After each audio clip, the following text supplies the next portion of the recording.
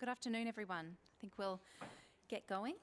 Sorry again for the delay. If everyone can take their seats.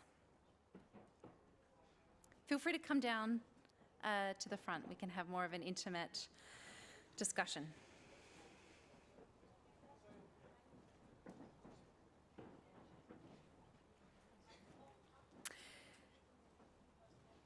So today's side event is on the Global Stocktake, part of the ambition mechanism of the Paris Agreement, and more specifically looking at the role of equity within the Global Stocktake, operationalising that, what it means in sort of the post-Paris world, what it means for ambition, differentiation, and achieving the goals and the purpose of the Paris Agreement in a way that reflects one of the core principles of the convention itself, the principle of common but differentiated responsibility, what that means in this new regime, and how the Global Stocktake can reflect these principles and ensure that we all move forward together, but in a way that is fair.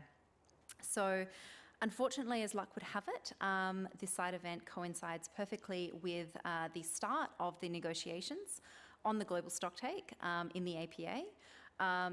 So, unfortunately, we did have a full panel of very committed and excellent negotiators who were really keen to talk to this issue, but they have all been called to actually do the hard work of starting to figure this out.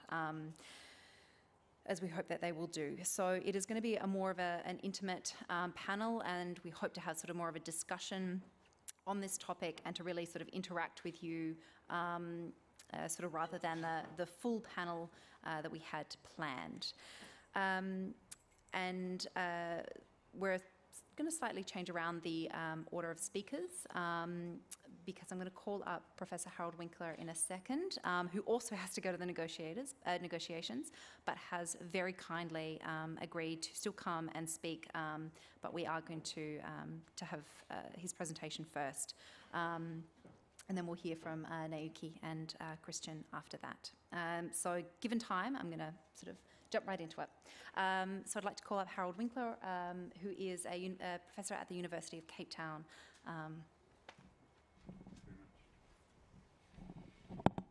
Thank you very much, Eliza. How do I get this? Is this showing or no?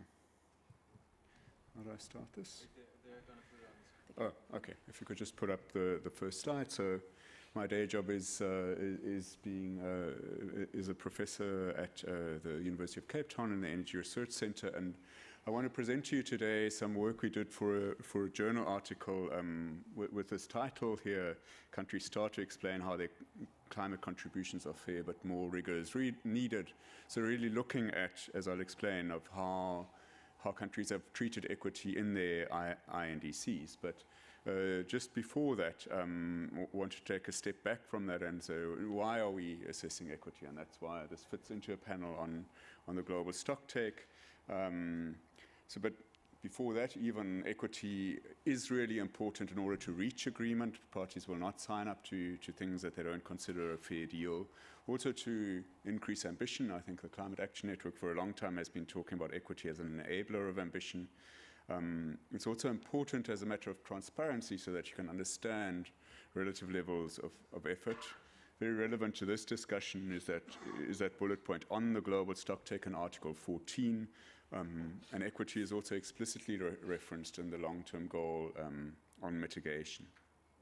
And last, but by no means least, I think it's really important for civil society to hold countries accountable. And I think this morning there was another side event where the civil society equity review was updated.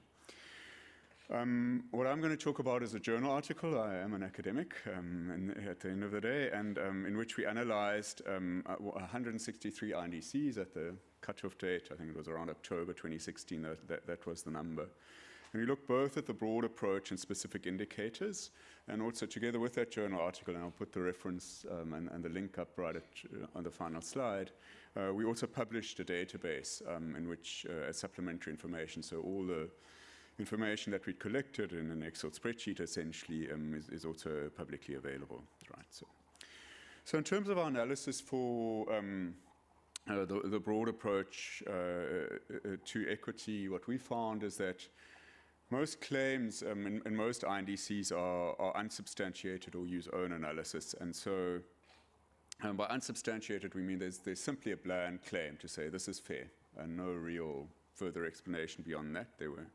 And when countries did use some sort of analysis to support that claim, we found 88 INDCs, remember, out of 163, that had some analysis, but typically it was own analysis. And but what we meant by that was they really referred to work done by researchers in their own country. You don't always know. Often those might be researchers working within government, but certainly they were within the country, not drawing on analyses by researchers in other countries on what the country might do. And the level of detail also varied considerably.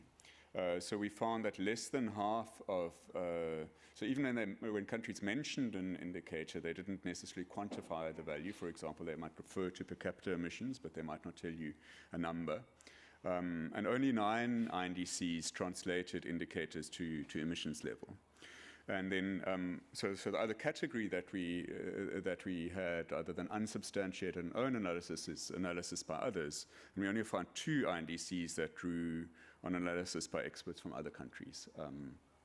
And we found actually the last point there that I think even those 2 didn't really evaluate. If you apply this to other countries, what would that look like? So broad, if this wasn't an academic journal article, I would have toyed with something in the title using the word pathetic, but it's really not very strong, right? It's more measured academic tones at the end of the day here. And we did do analysis. We plowed through 163 PDFs, and what we found, and we looked at both adaptation and mitigation, is also important to note. And so what this graph, which is one of the graphs in the journal article, we found that the most frequently used indicator is vulnerability. And so you can see at the right-hand side, it's the highest bar, and you can see that we also looked at that and looked at, so mostly LDCs and SIDS used that argument, not really surprisingly. And then in blue you can see, well, we looked at LDCs and SIDS, OECD, and then the grandly titled other in between those 2 categories. But you can see some sort of breakdown there. Also important is, just because vulnerability is mentioned doesn't necessarily mean that this has been made as an equity argument. And so we, for example, took the approach, if we found that argument in a section that was under fair and ambitious, then we considered it an equity argument, or else we looked for explicit language that said where words like fair or just or equitable or variations of that were used. We found even when we're looking at the mitigation indicators, which are really the rest of the ones that you see on the slide there, emissions per capita is the one on the far left, and that's not the most frequent one for mitigation. I'll wait for the next slide to tell you which one it was. So we didn't find the expected pattern. Going into this, I would have thought per capita might be the most common. It wasn't. But also what you can see here, that in this approach, very sort of bottom-up approach, parties nationally determine what they put in there, what they say in their NDC. There's little consistency in the indicators used. And that's not surprising, but that is an important finding. So the most frequent indicator in relation to equity and mitigation is the argument that our country is a small share of total global emissions, and therefore really it's not fair to expect us to do very much. We're not causing the problem. 101 out of 163 INDCs used this argument. But then we did a little bit more thinking, and since we were in Excel and an analytical mode, we said, well, but hang on, how much of total global emissions do all these small shares all added up together, add up when you put them all together? And that points to 2 things. So on the right-hand pie chart, you can see the names of a number of countries who've used this. A big one amongst them being India, but several others. And in fact, you can't see in the little grey bar at the kind of bottom there are a whole bunch of other countries, because there are 101, and if you put them all onto a slide, it just becomes this little cloud of country names. We took that out because the journal didn't like it, and said, okay, those are those with less than 0.3% of global emissions. So there are another 86 there. But what you then find, and what the left-hand side says is, again, once you think about it, fairly obvious that this is not a consistent data set. So our primary data source here were the 163 INDCs, the actual PDF documents, right? Drawing on very, very different sources, you know, including excluding LULACF. You name it, is really, really different. If you use a more consistent data set, and we used the WRI's climate analysis indicator tool, then you get, when you add up all the small shares, you get to 23.5%. Whereas when we add it up by the numbers in the INDCs, you get to 18%. So the consistency of data set and what you're drawing on really does also matter. And that's, I guess, more analytically interesting, but yeah, that's one of our results. So per capita, as I've already said, we would have thought maybe there would be more of these. So 60 out of the 163 use emissions per capita yet. When you look at, and this graph may be hard to read from where you are, but basically we found many countries that do have low per capita emissions, in other words, would be towards the bottom of this graph, don't use the argument. And that's perhaps surprising, and they choose to use an argument. And what we also found as we went through this, that there are two ways you can think about it. Both of these might be an equity argument. So the absolute level might be the claim, well, our emissions per capita are low. There's 1 ton of CO2 per person, or 2, or whatever. And they're just low, and that means you know, we shouldn't be expected to do too much. Or the argument might be, well, ours have been high, but they are coming down, right? We have reduced them, and therefore, you know, to reduce them further is going to be too difficult, or whatever. So you can get the tenor of those, and the color coding of the that you see in the legend there then indicates those different treatments of per capita. Then we looked at equity in relation to 2 degrees and 1.5 degrees, and this of course is also again very relevant in the global stocktake because we're of course looking at assessing the long-term goals, including the temperature goals, and not only the temperature goals, but including the temperature goals for keeping temperatures well below 2 degrees and pursuing the efforts to 1.5. What we found was that of those, so the green area on the left-hand side that use it, which is 50, we distinguished whether this was being used as an argument for equity or an argument for ambition. So the kind of statement saying that, well, our NDC by whatever analysis, or just claim, or but our analysis is consistent, might be a statement of ambition, right? But again, and again, we put as a kind of protocol into the database, what we did is we said, we consider this an equity argument, and we copied and pasted the text that we're referring to, that we read when we made that assessment, into another column of that database. So another researcher, hopefully some of you could go and say, yes, I agree with that, or no, I think I read that differently, right? So because there's always. And what we found was that, I need to peer at the numbers here. So we found 7 of them referring to 2 degrees, more of that 18 referring to as equity arguments, and then only 3 to both, and 22, the blue block at the bottom, referring to the temperature goals, but in the context of ambition. Okay. So the next thing we did was that we said, okay, so we've looked, and I think on the first graph, if I remember correctly, I think there were 11 indicators, and that's just a little bit much to show on one place. So we selected 4 of those: emissions per capita, emissions intensity, small share, the most common mitigation one, and income. And we chose 12 countries. Not entirely arbitrarily. You can see a geographical distribution there. You can see different income levels, different negotiating groups, and so on. But it's our choice of countries, just to kind of illustrate. And then what the crossed art section means is basically whether that indicator, and so emissions per capita is yellow. So the European Union made a reference to that, but something that's crossed out there they would not have used. And essentially, I mean, this is also a graph which is basically saying, even when we go to a more limited set of indicators, we don't see a consistent pattern. So there's no clear pattern here. But that's what we're finding.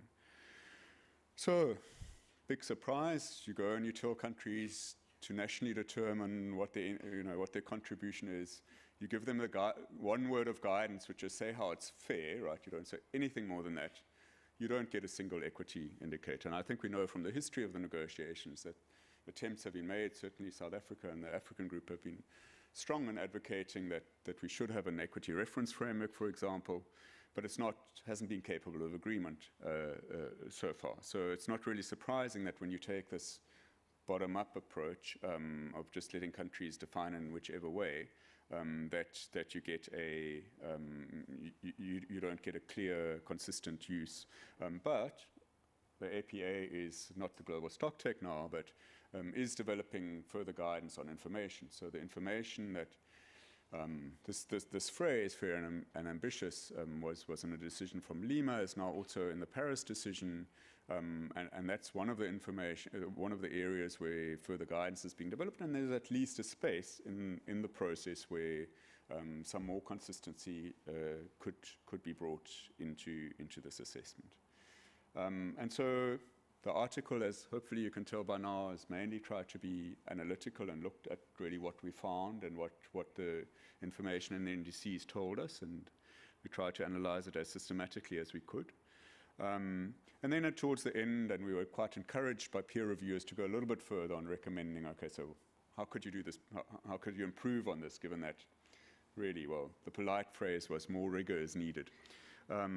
So one way would be to have a menu of indicators to assess relative fair shares, just to say, so we saw these 11, well, is that the menu? Do you choose from those? Not necessarily a closed list, but at least it starts to be a set. You could also have tiers of detail for a given indicator, where a country might choose one indicator, might choose an indicator, or then you might start to define certain thresholds or levels. So emissions intensity, so for example, at what point or what relative improvement, if it's an improvement in emissions intensity that's being claimed as an equity argument, how much does that have to be to count? And then further on, and what really no NDC that we looked at did is really say, how does this apply not just to your own NDC, but for all countries? Which is kind of a little bit different, because in the process of preparing your contribution, you tend to think about your own country, but I think it's in the nature of equity that it's a relative matter, right? So how poor you are, how poor I feel may depend on how rich I perceive you to be, or the other way around, right? As the case may be. Consistency and completeness is something that certainly could be improved. Also technical parameters, so small share, what exactly do you mean, right? So is it of presumably annual emissions? Does that include or exclude LULUCF? Those kind of technical parameters, and they do make a difference. Or what do we mean by vulnerability? That's not just a technical question, that's quite a highly political question. The last bullet is kind of, I think, is a bit of an assessment on my side in terms of thinking about the negotiating processes, that I think if you look at many of the INDCs, what you see is, even though the guidance in Lima was entirely voluntary, right, so may, as appropriate inter alia, include these elements, many countries took them and basically said, okay, we're going to go through them one by one, and some put them into a table, or one just sort of stepped through them in sections one by one. If you do that a couple of rounds and it becomes the practice, then sometimes the way that law works is that law encodes what's done in practice, and maybe in a global stocktake or 2 or 3, we might be at the point where you could make this mandatory. And certainly in the roundtable, I already heard interventions saying maybe this information should be mandatory. So I'm going to finish off now, Eliza. So just to say, going back to the reason for looking at this is that if countries feel that others are also doing their fair share, they're more likely to increase their ambition, which is really important in relation to the Global Stocktake and the Talanoa Dialogue. And it's important for civil society to know that whatever happens in this process, civil society and researchers like myself, and I imagine some of you, will continue to hold countries accountable.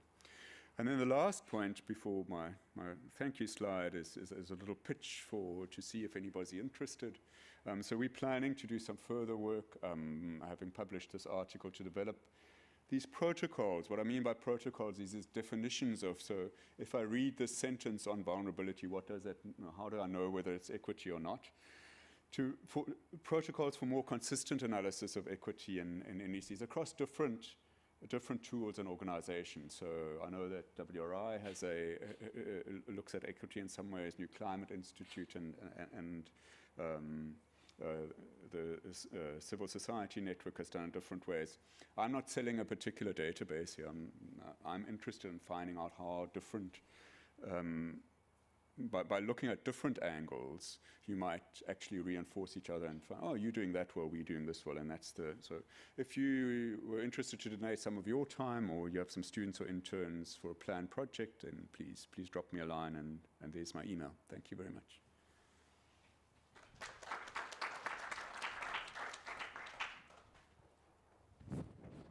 Thank you, Harold. Now, I'm not sure how quickly you need to run, or whether we can pause briefly for some questions, or, yeah. You have 10 minutes? Fantastic. I have my own questions, and I'm going to open it to the floor for questions for Harold in particular, and then we'll carry on with the other presentations if you guys don't mind. I have a very personal interest in this because I have a very similar spreadsheet on my computer that I attempted to do in 2015 as the NDCs were coming out. And it's really nice to see what I never managed to actually get published. So, and I think certainly when I was considering this a couple of years ago and sort of doing a similar exercise is this concept of countries, because the section in the NDCs that most countries include this indicators is how their NDC is fair and ambitious. And I think your reflections on, if we were to develop further guidance on this, whether you would separate those questions, whether there's value to that, whether that could prompt countries to sort of dig a little deeper as to justifying or explaining their NDC in terms of fairness, rather than in terms of this is ambitious because of X, Y, and Z, but really sort of reflecting more on that concept of equity and fairness is sort of my first question.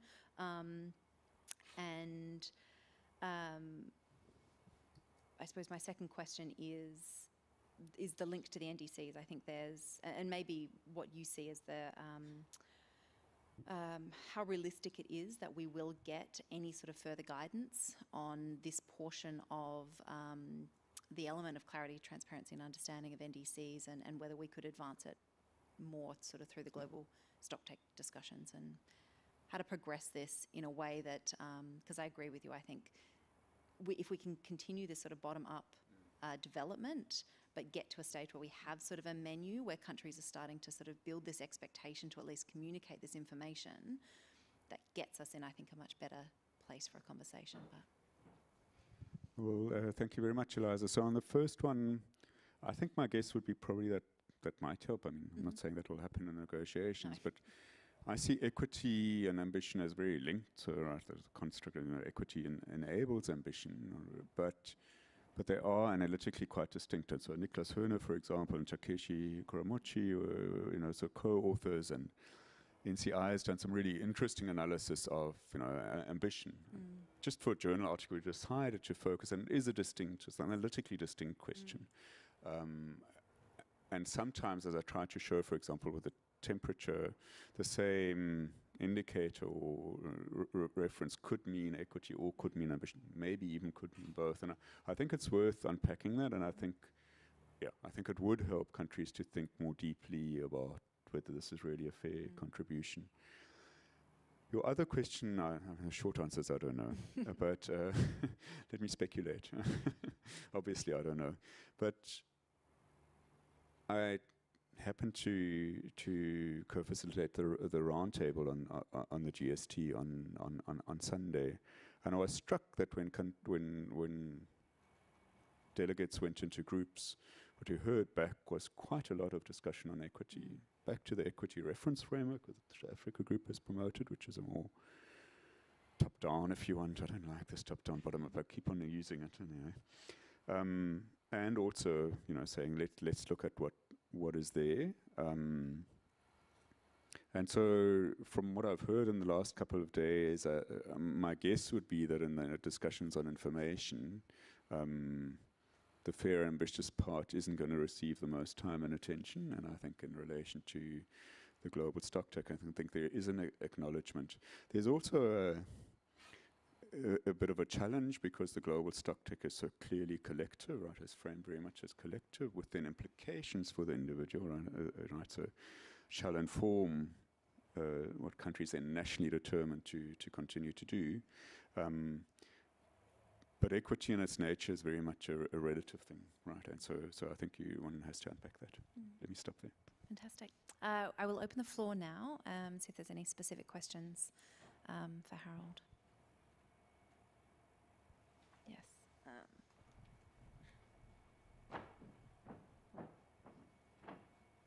Yeah, we can start there, and then I've got another one over here. I was just going to ask if the last slide could be projected again that showed the information on the paper.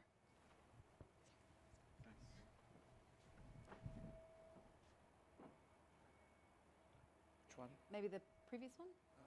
Oh.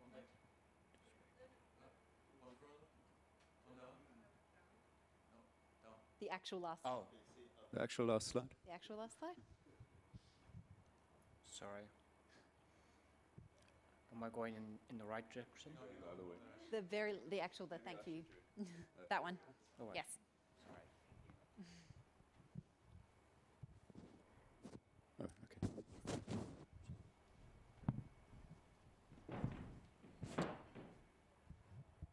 Thank you. I was interested to see the pie chart you had about the references to temperatures.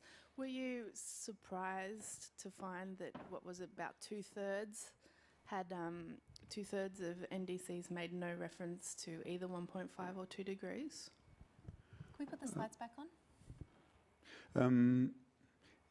I think initially yes, and then I guess in discussions amongst the co-authors, we reminded ourselves that the INDCs were prepared before Paris, so it wasn't yet clear that we would agree. Certainly 1.5, right?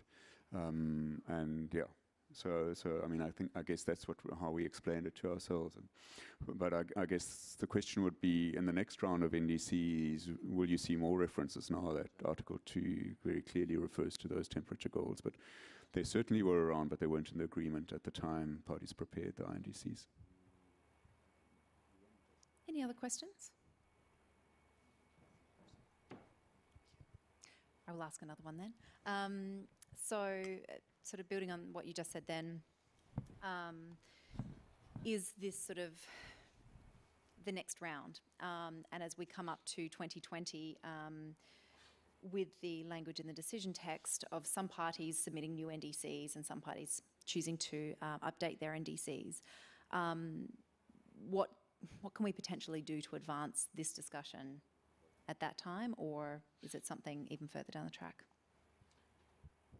Well, I think, I mean, one of the key differences between the Facilitative Dialogue, to give it its old name, right, and the Talanoa Dialogue, is that its focus is on mitigation. Mm-hmm. So you're not so.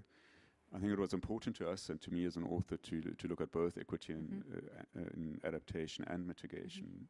Mm-hmm. We found much less detail on the adaptation side, but in the Global Stocktake in 2023, that's clearly in. Whereas in the Talanoa Dialogue, I think it'll come up, right, because the lack of ambition on mitigation has an impact, and the further investments and so on will be taken into account. But the primary focus is on mitigation. And so that's why I pointed to, right in the beginning, the explicit reference to equity also in the long-term goal for mitigation, Article 4.1. And refers not just to that, but also to poverty eradication and sustainable development. So I think those elements are the issue in the near term. And then it gets again into speculation or which countries are ready to actually change their NDCs in a significant way. Yeah, I think that remains to be seen. I'm not going to take any guesses at that. And what next in terms of, you mentioned sort of the broader project around this work. Do you have further details on that at this point? Yeah, well, at this point, it was a conversation around coffee, as happens with not just authors from this team, but also some colleagues from the Climate Institute, Eco-Equity, Climate Action Tracker, the Secretariat, who You have to, and they're very constrained in the Secretariat of what they can say, but in the synthesis report on aggregate effects, they do have a section on equity, but they can only really say this number of countries, right? And so the idea is to try and to plan a project and raise funds for it to basically have. What I want to do is to have a number of interns. So and for us that means students at our university, cheap labor in other words. Looking at, because one of the challenges of doing this work is 163 INDCs or now even more, right? But if you divide that by 20 students, or you get down to reading less than 10. Yeah.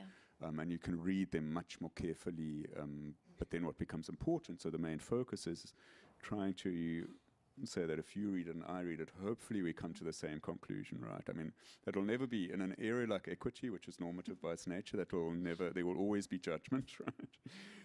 But maybe you can assess, but it is possible to make the assessment more systematic, and that's really, and I think by comparing how different tools and organizations do it, we would probably find that we can all do better. Fantastic. Any last questions? Otherwise, I'm going to let Harold go. No? Thank you. That was an incredibly interesting and informative presentation, and I look forward to following this closely. All right, and good luck in the rest of the negotiations.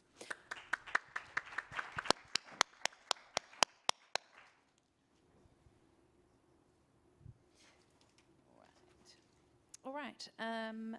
Next, I'm going to ask you. Yuki Yamaguchi from WWF Japan to present what was going to be sort of the first presentation today, so sort of an overarching summary on the global stocktake, how equity is incorporated within the provision of the Paris Agreement itself, and how it's being considered in the negotiation, and then look specifically to the position of the Climate Action Network, of which we actually all are coordinators of that group and follow this quite closely. Yuki. Hi. Thank you, Eliza, and good afternoon, everybody. My name is now Yuki Yamaguchi from WWF Japan. I'm not a researcher by profession, and my presentation is going to be very open and frank, so be prepared. Thanks very much. I'm going to talk about, just stepping back, I'm going to start talking about why this whole global stocktake thinking is important from civil society's view, and then move on to the how we think that the equity should be treated in this whole global stocktake. So let me start there. Everybody knows that we are trying to achieve. Wow, this is a bit noisy to me.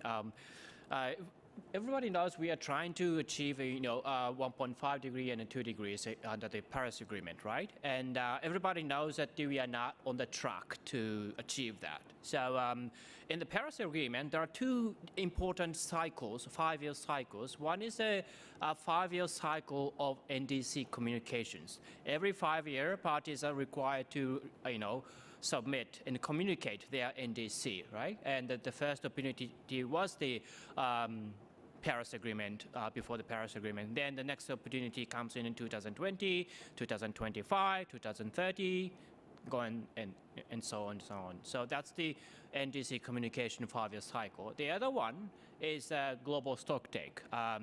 Officially, it starts from 2023, but we know that since we do know that our current NDCs are not on track, we probably have to have another opportunity to review the current status. So that's why we have another opportunity before the Paris Agreement officially starts in 2020. That's called 2018 Facilitative Dialogue, aka Talanoa Dialogue, right? So that's the two different 5-year cycles. One NDC communication, the other one is global stocktake. So, why this is important? Because we are not on the track. So we have to have the improvement. And these two 5-year cycles are the ones to make this happen. So that's the importance from our perspective to have the improvement cycle and embedded in the Paris Agreements. That's the first point I wanted to convey. And And Global Stocktake is defined in Article 14, and you can see the here in the purpose, manner, timing, and the outcome, and also you can see because the Global Stocktake is the stocktake against the long-term goals and a purpose of the Paris Agreement. Here is the important information to be considered, defined in the Decision 1 CP21, and there are many things already spelled out in the Paris Agreement and also the COP decision in themselves.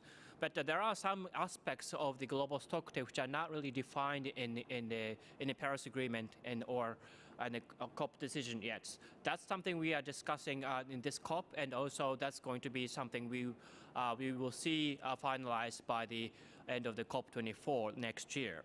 And one of the key issues we have in the Global Stocktake is something called the scope issue,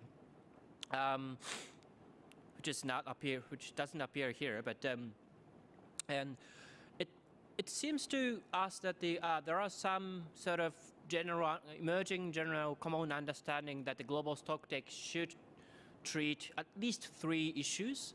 One is the mitigation, of course. The second is adaptation. The third one is the means of implementation / financial flows. Those 3 almost everybody's mind, but then there are other issues which are still in flux, I should say. That's one of those issues is equity. Everybody understands equity is very important, but the question is how do we want to talk about equity in the Global Stocktake? That's the issue. So do we want to talk about equity in the mitigation? Do we want to talk about equity in the means of implementation? Do we want to have a separate conversation in addition to those 3 on inequity? We haven't had an answer. We do not have the answers to those questions. But it is very important to have equity embedded in this Global Stocktake cycle, and because without that, it's almost impossible for parties to ramp up ambition. I think I'm going to say this towards the end, but I think I was going to say this towards the end, but I think,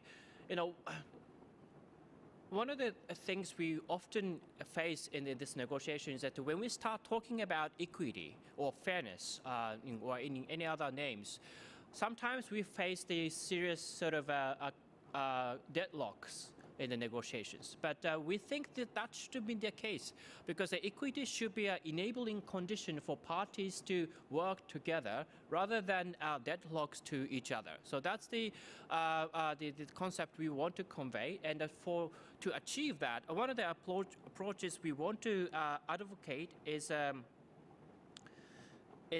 sort of bottom-up approach of to the equity. That's as Harold's presentation made it clear, there are numerous number of definition of equity, and also the indicators they use to gauge the equity balances in NDCs. And that's a rich input from parties. So let's use that. The first task probably under the Global Stocktake is to catalog and just to summarize and compile those inputs on equity from NDCs, because that's what the parties want, right? So we want to gather those information, and you may think that the Harold just did that, right? But we want to do that in a slightly more official manner in the in an official setting, and we do that, and let's apply them to each other, and let's see how that looks to each other. I mean, people have a different understanding of equity and the indicators, right? And we can compare them. How do those indicators can look to others, and if they apply to other contexts, right? So then we do that, and then we probably see some common ground and we probably see some surprising results. One of the surprising results from Harold's presentation was that many people are actually using the vulnerability as an indicator compared to the per capita emissions, right? So that's one interesting findings. We may find other interesting findings from the exercise like this. That's something we should do in a global stocktake, and we should do that collectively and think about how to treat equity from there. And again, this should be an enabling condition for parties to work together rather than becoming a deadlock in the negotiations. That's what we want to say. Thank you very much.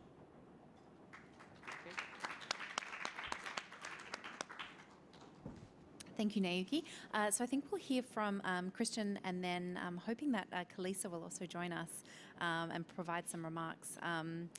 But we'll sort of hear from the remaining panelists and then open the floor to a general discussion. So I'd like to welcome Christian Holtz from Carleton University and the Climate Equity Reference Project, also a co-coordinator of CAN's GST working group. Thanks, Christian.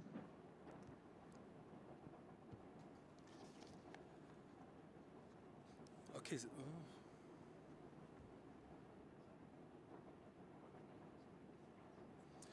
Okay, so what I want to do here today is to look at one specific exercise that I've been involved in for a few years. Harold mentioned it earlier. It's the Civil Society Equity Review, and look at what we can learn from that specific exercise of reviewing NDCs for the GST and for the 2018 Talanoa Facilitative Dialogue.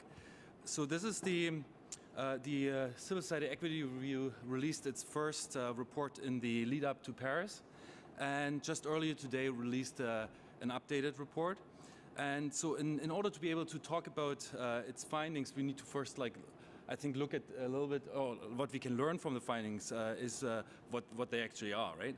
So one thing that's, I think, very special about this review is that it's been conducted by a very broad and diverse coalition of organizations, NGOs, social movements, labor unions, faith organizations, and so on. And this coalition came specifically together to undertake a good faith deliberative process to figure out a shared understanding of equity in order to do an equity assessment of the INDCs before Paris. So that was their shared objective. But given their diversity, they couldn't actually agree on a single vision of equity, which is, fair enough. But in a deliberative process, they arrived actually at a range that reflected the broad perspective within that group.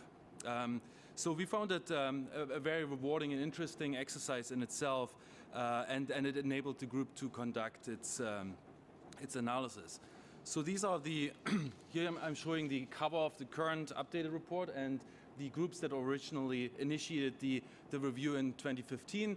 But in Paris, over 150 organizations signed up to the report. In Marrakesh, over 170, and I think right now for this update we're standing about 120. So, as I said, the purpose of that wasn't actually supposed to happen. All right. As I said, the purpose of the exercise was to define benchmarks that would represent each nation's fair contribution to the overall mitigation effort, and then use those benchmarks to compare with mitigation commitments actually made by parties.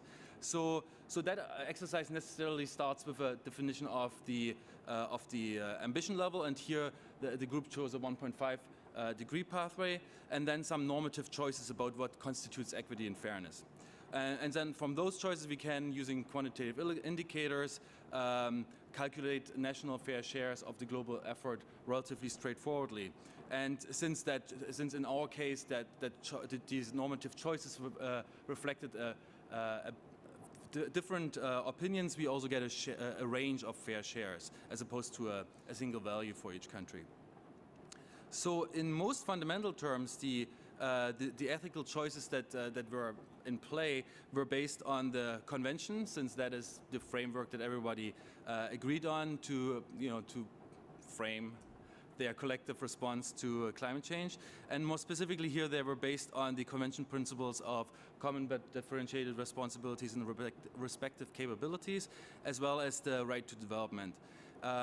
So in the IPCC's AR5, our effort sharing approach was assigned to the responsibility, capability and need category, sort of reflecting the most three salient categories.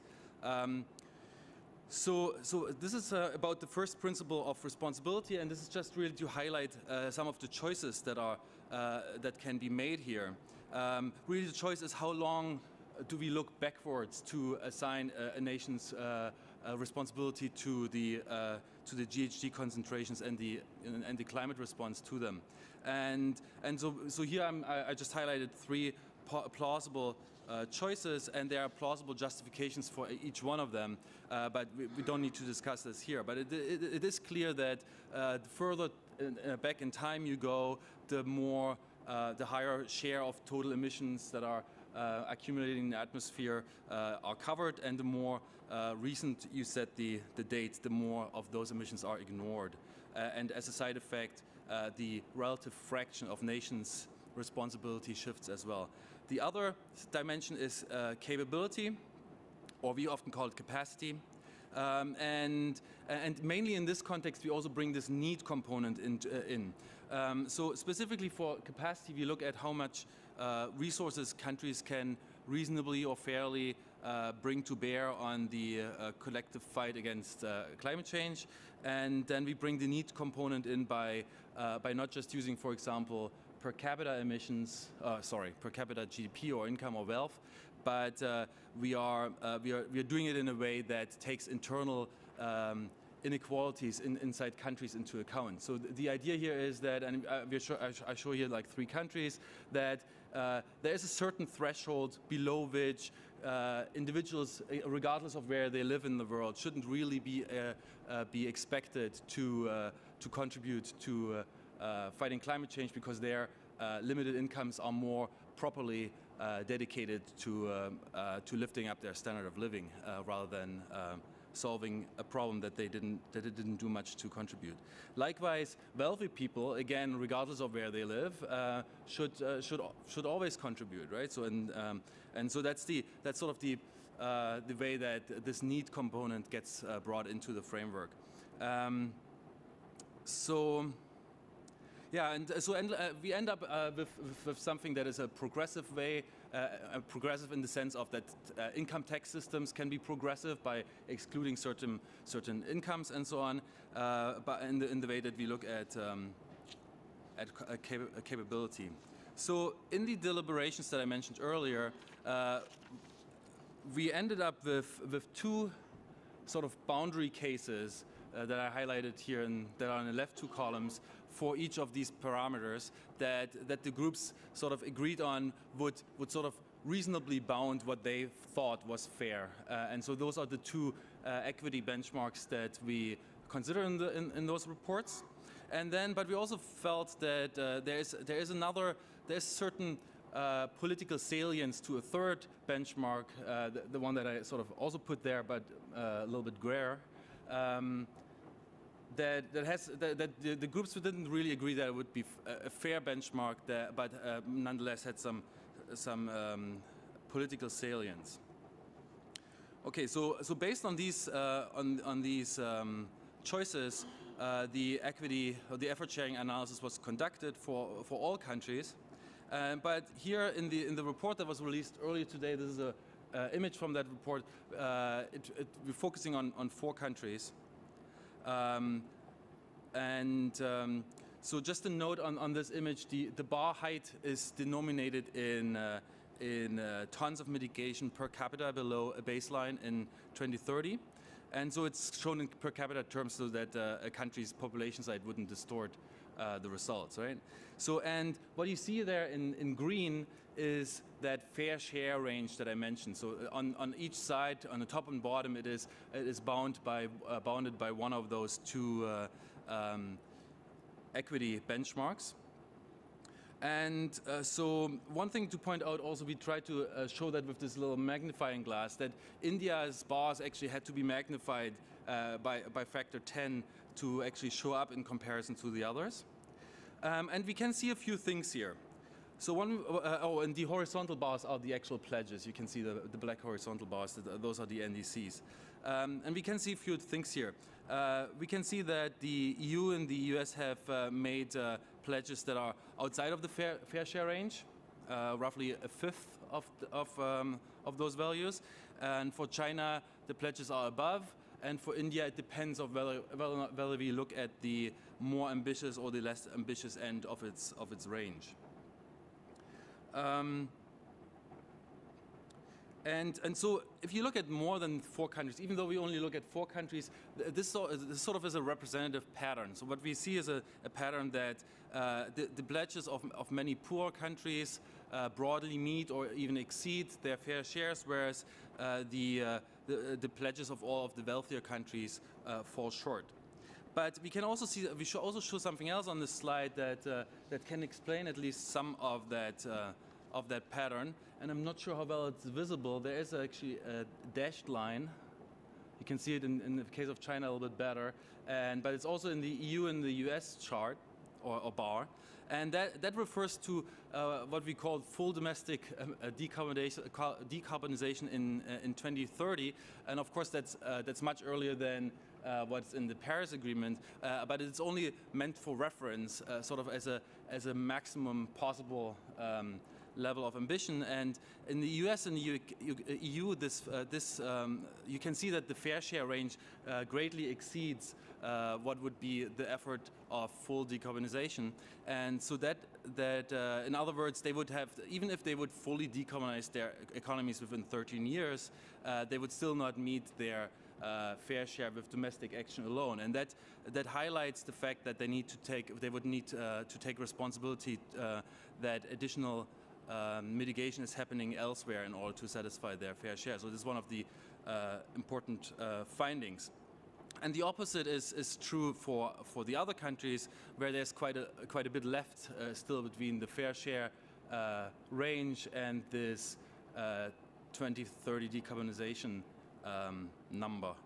So so that highlights that there is additional mitigation that is not currently pledged that could presumably happen in those countries, and that could be expressed in conditional NDCs reflecting that additional ambition. So here I put a quote from the report in the top left corner of the chart, and that is that all countries. That's sort of like for me, one of the most important quotes of the report. All countries need to take more on more mitigation than currently pledged, but this means different things for different countries. So I think this is one of the things that we can, in the context of a collective assessment of ambition, as the GST and the Facilitative or Talanoa dialogues are supposed to be, we can sort of look at the collective assessment and find that collectively we are not on track to meet our temperature objectives. But then we can look at we can use equity considerations and effort sharing analysis to figure out what does that specifically mean for certain countries, right? And so here's a 2x2 table. And so what it shows us that on the left side, or on the left side, we have whether or not a country's fair share exceeds its full mitigation potential, and that's what I tried to show with those dashed boxes in the previous slide. That for most wealthier countries, the fair shares actually do exceed plausible mitigation potential, and often their entire emissions. And so that would be the lower line, and so if their NDC doesn't reflect their total fair share, then in addition to deeper domestic ambition, there also needs to be a provision of means of implementation to enable mitigation elsewhere. And on the top line, the opposite is true. If countries' NDCs, fair shares do not exceed their full mitigation potential, then we can also look at, that's mainly the poorer countries, then we can look at their NDCs and see whether they reflect their fair share. And if it doesn't, then the report concludes at least every country in that situation ought to unconditionally undertake mitigation worth its fair share, but then we also need to collectively unlock the additional mitigation that exceeds that fair share, and here it highlights we highlight the instrument of conditional NDCs to sort of put that additional mitigation on the table. But even those countries whose NDCs do reflect their fair share, as I showed with China in our analysis and many other countries, for example, as well, we need more deeper mitigation there as well. But from a fair shares perspective, that would be largely subject to international support. I think I'll just, looking at the time, I'll stop here. And just like Harold, I also have a information slide at the end. So the report was released this morning. There's a methodological appendix that, as I said, includes results for all countries, not just the 4. And then, yeah. Okay, thanks so much.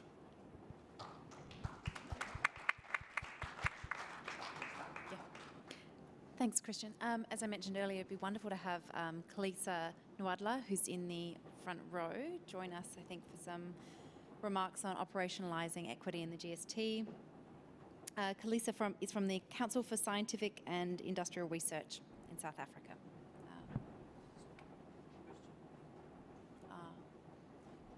Is there additional...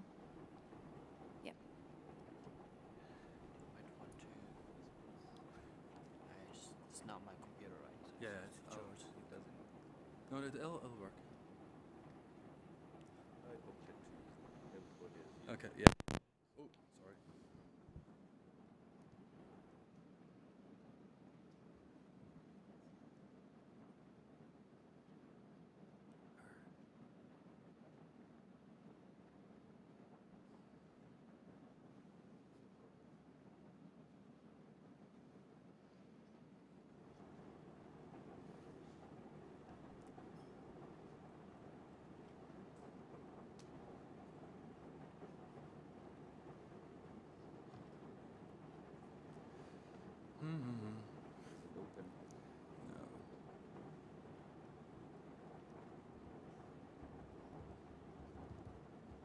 This is one of those awkward moments, right?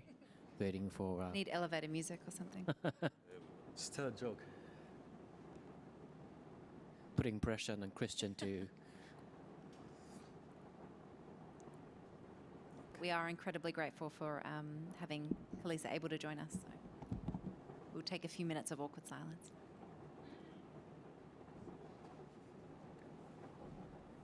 Thank you. Okay, thank you, and good afternoon. Basically, my presentation will just reflect on some perspective on equity post-2015, with a focus on developments in the negotiations and how practically we can get some of the equity ideas being built into how the global stocktake operates. So I only have 4 slides, all right? And the first slide just reflects a proposal that the African group put forward in the run-up to 2015 of an equity reference framework. Effectively, it's a very simple scheme that the African group proposed with regards to how equity can be operationalized in terms of the post-2020 arrangements. So the scheme simply said, we must understand what the required effort is, and from our perspective, that required effort is not only mitigation, but it's also adaptation action. And all these can only be understood in the context of a temperature goal or a plausible temperature scenario on the basis of mitigation ambition on the table, particularly with regards to adaptation. And both these can be able to provide a sense of what are the costs for mitigation and what sort of costs associated with various climate risks, of which on the basis of that you can have a more comprehensive understanding of what the required global effort is. The second part of the proposal that by the African group pertain to the concept of relative fair efforts by parties, to say, now we understand what the required action is, what is relatively fair by each party to undertake towards this. And I think the presentation that Christian just made in terms of the equity review primarily is but one of the approaches in which this understanding of relative fair efforts can be understood. What was typical of, or what is typical of the African group proposal, the equity reference framework, was that we were looking at a consideration of an envelope of metrics. However, from our perspective, the sense is that it must contain at least three elements. The first one being historical responsibility, and there's various metrics in which you can express historical responsibility. And the second one being current capability of a party, because we did recognize that capacities of parties to respond to the climate challenge is an important consideration on how much contributions should they make. And the next one being the development needs that a party has. So with such a framework that considers those three dimensions, our proposition was that you can be able to determine relative fair efforts that parties should undertake towards achieving the required global effort. However, many of you will know that the proposal didn't see light of day in terms of the Paris Agreement. However, there are several key developments that have taken place since then. So what is the current equity state of play? Okay. I think the agreement itself, in Article 2.2, it's quite clear to say that the agreement should be implemented to reflect equity. In Article 4.1 on global peaking, there's the consideration of equity. The global stocktake in Article 14.1, the same is done, and also in the preamble. So the concept of equity per se is still strongly embedded in the Paris Agreement. But that's just one part of it, you know, in terms of having the agreement reflecting those. Practice has also evolved in the last few years, starting with Lima at COP20, where the minimum information that parties had to include in their INDCs consider the concepts of how the INDC is ambitious and fair. I think Harald's presentation primarily did an analysis of what parties communicated in that regard. And furthermore, this is very interesting from our perspective, because one of the narratives that we had from those countries that were pushing back on the proposal that we had made on the equity reference framework was the issue of complexity, and that we'll never agree on metrics, et cetera, et cetera. But interestingly enough, if you look at the synthesis report by the Secretariat on the aggregate effect of INDCs, there's only a handful of metrics. If I remember correctly, there's just about 6 of them. And in a later slide, I'm going to show those specific metrics.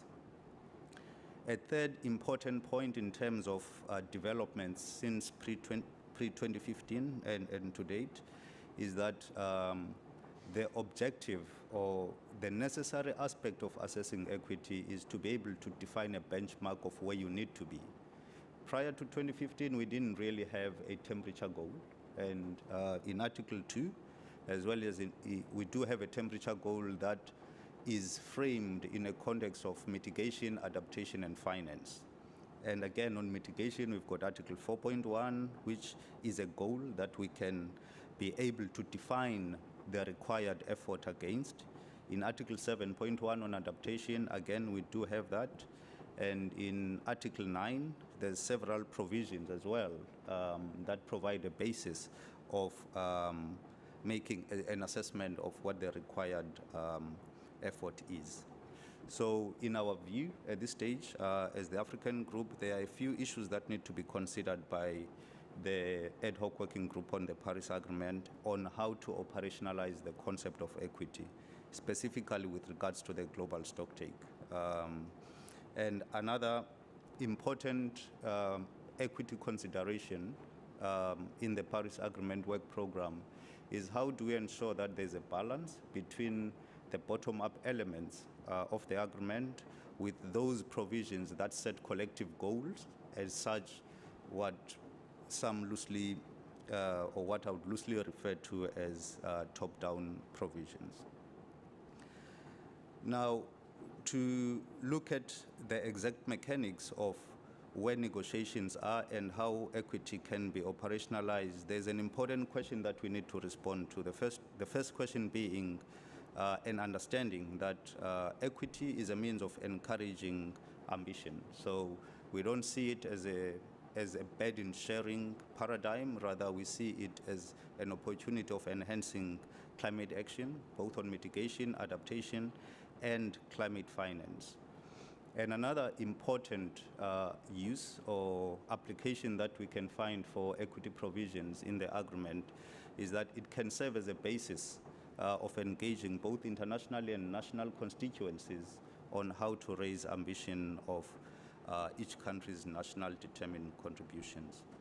So the ideas that the African group is putting forward at this stage, especially in the discussion on the global stocktake, which has two aspects of the negotiation, the first one being the modalities and the other one being on inputs, is that we've got a basis to build from, which is the metrics that parties themselves proposed in their INDCs as being a basis of illustrating fairness and equity.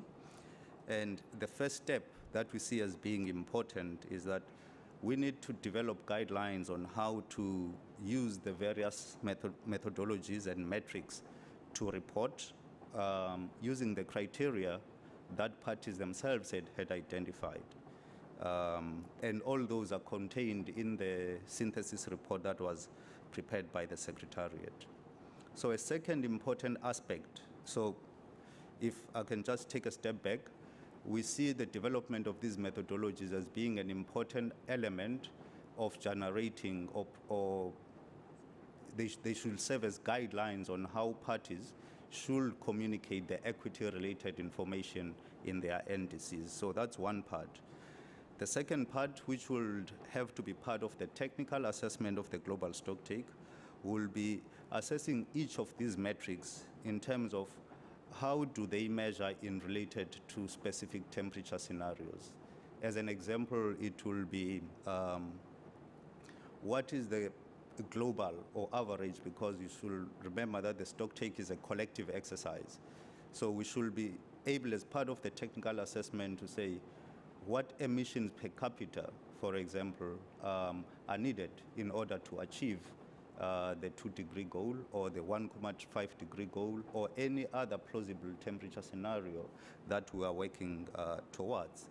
Because what that analysis does, it presents an opportunity for parties that have chosen an emissions per capita type of metric to have a basis of assessing where they are in relation to what as a globe, which is an average, should be.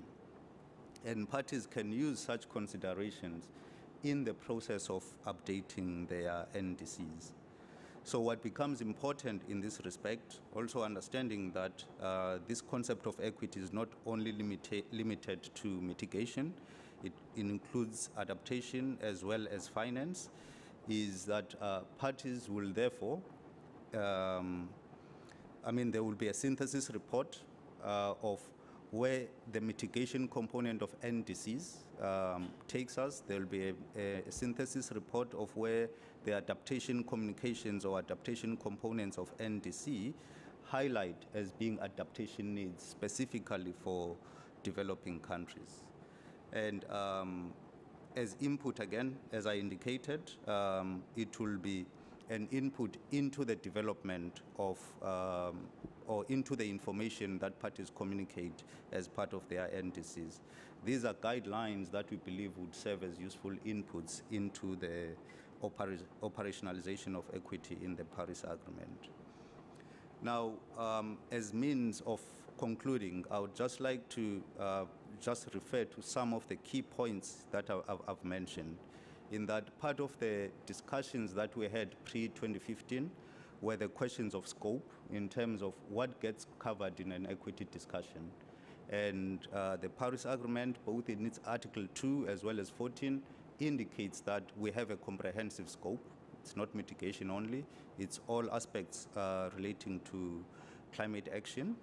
And with respect to metrics that can be used as a starting point, if you read paragraph 47 of the Secretariat Synthesis Report, the key metrics that were identified included responsibility, capability, mitigation potential and cost, as well as progression beyond current levels, as well as global goals. So these are manageable metrics, these are manageable criteria under which there are various metrics that parties can use. And the proposal that we are putting forward is that parties can continue to choose whatever metric is appropriate for their national circumstances. However, it's important that there's an objective technical basis or a benchmark against which such can be assessed.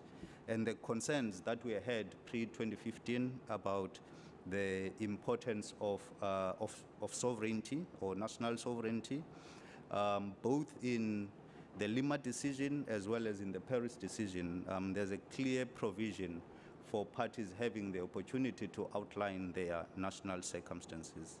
So in our view, we believe in this specific session of the COP, it is important that the Secretariat can prepare a simple table that uses the criteria that parties used that are reflected in paragraph 47 of their synthesis report and reflect the different metrics that speak to either responsibility or capability or mitigation potential and costs, etc.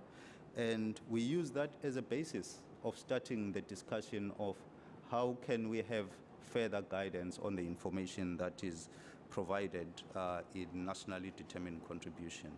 And the second key point for this session of the APA will be a process where the co-facilitator notes start going beyond rhetoric, but start capturing some of the specific ideas that parties are putting forward with regards to inputs as well as modalities. So that concludes my presentation. Thank you.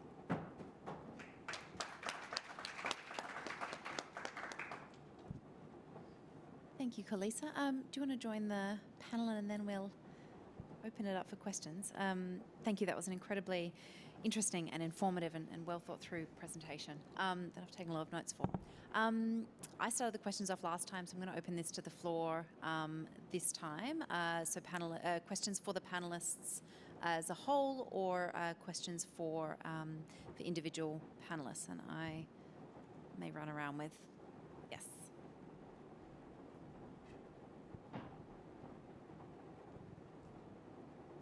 Hi, Belinda Perryman from Teesside Collective. Christian, it's more clarification, so I would really help, because I'm new to the topic and I'm quite struggling with this fair contribution per country, as a topic. So it seems to me, so please correct me if I'm wrong, that you assume there's no local benefit of reducing emissions. So, whether I live in Antwerp or next to a mine in India that's open cast, I want you to reduce emissions. And so it seems all about the money rather than the health benefits, the local benefits to the economy. So we heard yesterday from Ethiopia, they help millions of people not to migrate because the farmers themselves improve the soil quality, improve the crop yield, and they sequester only for 500 years, but we need that extra 500 years. So there are all these local solutions. And finally as well, again, maybe it's an English language restriction. I've never seen a graph with low capacity in India. I mean, obviously, the capability, the capacity of people in India to adapt, to have creative solutions, whether it's solar, circular economy.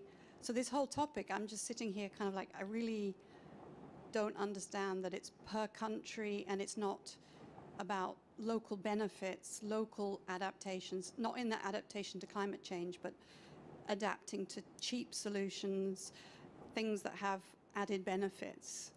So is it really all about the money and allocating money, or, you know, how can you bring in some of these broader things, or is that just too complicated in a report of this nature? Thank you. Is that a question just for Christian, or is it a question that the entire panel can answer?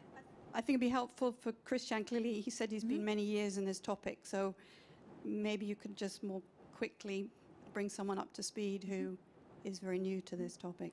So essentially how we bring in the local benefits of climate change within the sort of broader equity debate, and what does it mean for operationalising equity in the global stocktake.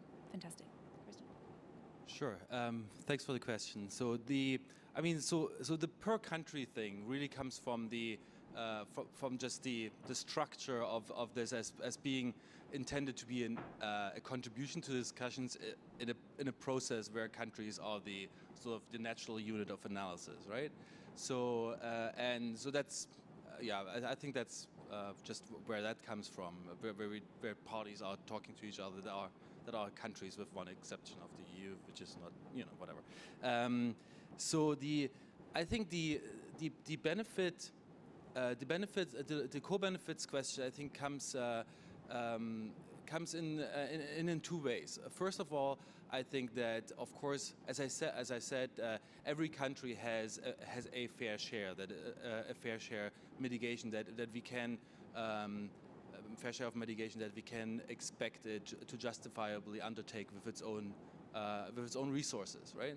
And so naturally, you would expect countries to first tackle those areas where they are the most co-benefits, right? So that's one way in which that comes in, and just in terms of sequencing. But I also try to point out that we need more mitigation in many countries than their fair share. And so I try, and that sort of links to your question: is it all about the money? I don't think I actually talked about money at all. I talked about support, and I think that takes many ways, and money is only one of them, right? Like in the convention, we talk about means of implementation, which includes money, like finance, as well as capacity building and technology transfer, and can take other, and even money, like even finance, can take so many different forms also. So one thing that we're trying to do here is to say, all right, poorer countries have a fair share that we expect them to do by themselves, and then but we have to do more mitigation, or they have to host essentially more mitigation than that, and so for that part of their mitigation potential that exceeds their fair share, they're sort of based on this very normatively based analysis. They are sort of entitled to whatever support is needed, right? And so you clearly have mitigation activities that have co-benefits that might be negative cost or zero cost in the long run, but have upfront barrier either of a financial nature or of a capacity or technology nature.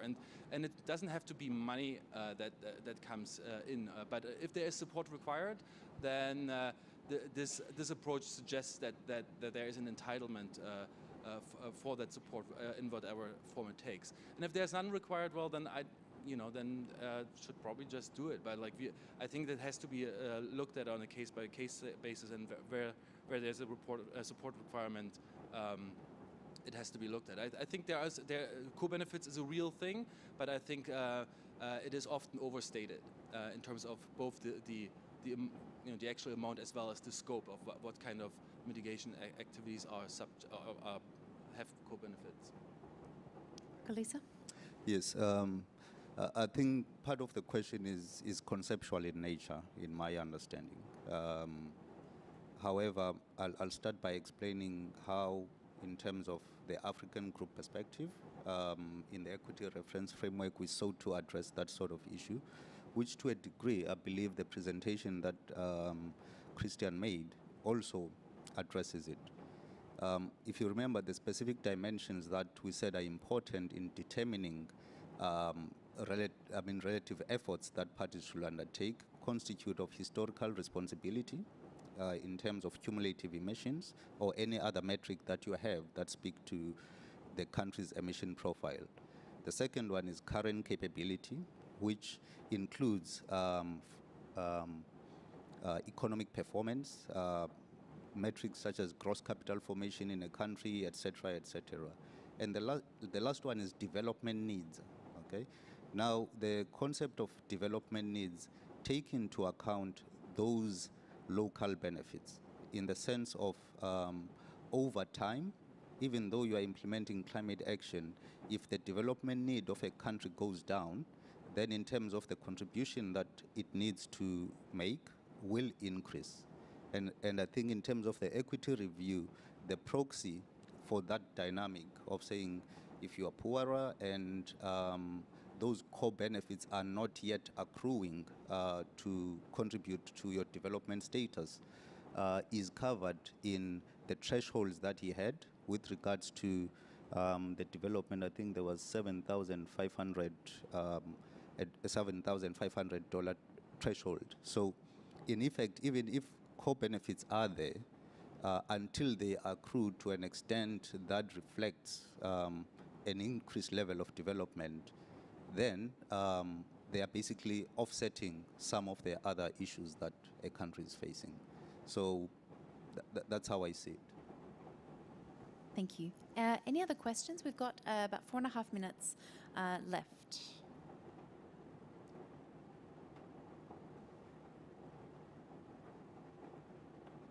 All right, another question from me.